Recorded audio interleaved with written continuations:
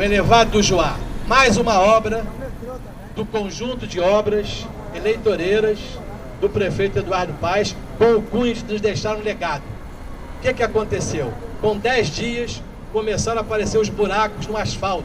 Eles cobriram o buraco, tapa-buraco, lá cobriu o buraco. No dia seguinte, o jornal o Globo voltou a ver o buraco no mesmo lugar. Agora eles botaram um ferro, uma lâmina, uma placa, para esperar o tempo melhorar, porque o asfalto não se resolve dessa maneira. E o secretário de obras, ouvido pela empresa, deu uma explicação muito interessante, que depois o Eduardo Paes veio com outra específica, com a cara do Eduardo Paes, que encerrou o assunto.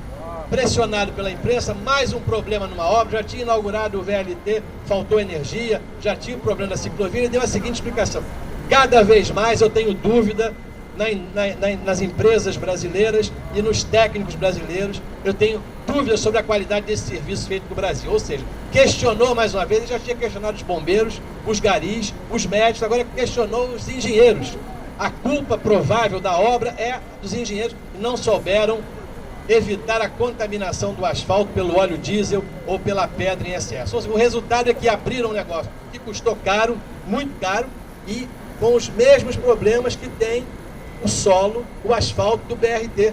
A mesma coisa aconteceu em vários quilômetros do BRT até a Zona Oeste. São obras feitas com dinheiro público federal, com dinheiro público municipal, obras que mostram claramente o que o Eduardo Paes oferece para essa cidade em relação a essas grandes mudanças que ele vem apresentando.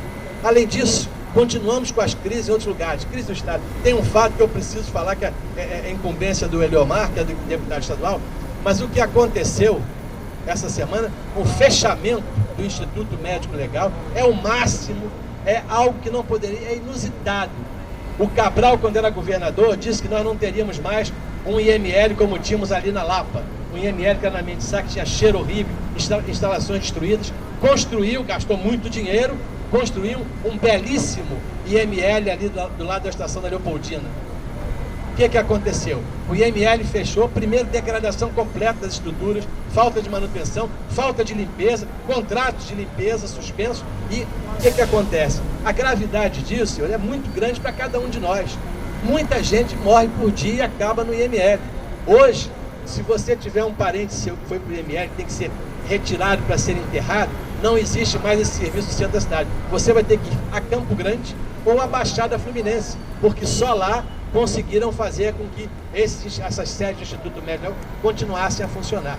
Ou seja, nem para morrer mais a gente consegue ter dignidade aqui no Rio de Janeiro. Já não tem dignidade para continuar vivo, quando morre, mais indignidade ainda é feita com os governos do PMDB no Rio de Janeiro. Eu distribuí, ainda tem até já está distribuído aí, mas um artigo do Globo, e nós tivemos uma resposta. O PMDB respondeu, através do líder do PMDB na Assembleia, o Lazzaroni, e ele diz que não é verdade, que o título é o seguinte: o PMDB não errou.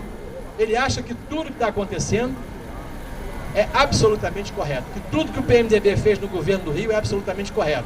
A crise na área de educação, a crise na área da saúde, a crise na área de todas as secretarias do Rio de Janeiro, a falta de pagamento do servidor público, a destruição cada vez maior do Rio Previdência, tudo isso são obras do PMDB que o nosso governador e o nosso Lazzaroni acham que são absolutamente normais. Nós estamos hoje vendo, hoje eu ouvi uma declaração gravíssima. O presidente do Tribunal de Contas do Estado, diz o seguinte, que ele teme muito pelo funcionamento do metrô. O metrô vai funcionar sem os dias necessários de teste para que ele possa ser testado. Vai funcionar sem piloto eletrônico. Ou seja, ele vai funcionar apenas com o piloto humano tomando conta, tendo muito cuidado. O próprio presidente do Tribunal de Contas do Rio fala sobre o risco que nós temos com o metrô funcionando até a Barra de Tijuca, porque as obras estão sendo concluídas de maneira toque de caixa.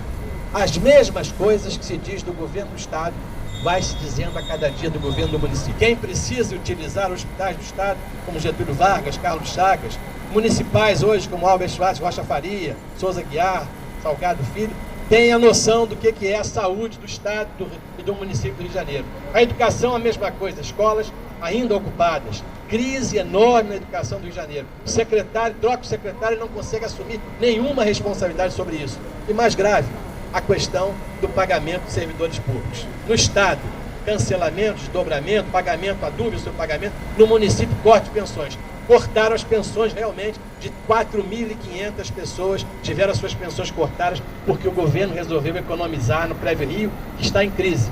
Os recursos do Preve Rio estão absolutamente tomados, destruídos pelos governos municipais dos últimos anos. Cada vez mais tem-se dúvida se no ano que vem os pensionistas, os aposentados do município receberão o salário pela desestruturação, desorganização e jogando dinheiro do aposentado fora, tanto no Preve Rio quanto no Rio Previdência. Ou seja, esse é o quadro geral. Uma cidade cada vez mais preocupante, uma cidade cada vez mais triste, uma cidade cada vez mais com muito dinheiro em obras, muito dinheiro em serviço público e com péssima qualidade.